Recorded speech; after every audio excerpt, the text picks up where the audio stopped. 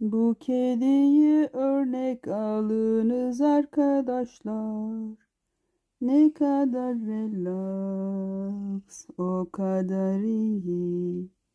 Ne kadar kafasına takmıyor hiçbir şeyleri. Ne kadar relax, o kadar iyi.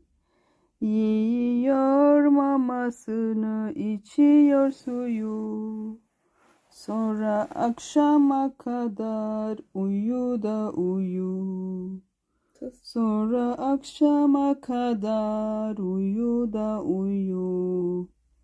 Ne kadar relax, o kadar iyi. Ne kadar relax, o kadar iyi. Değil mi Elacığım?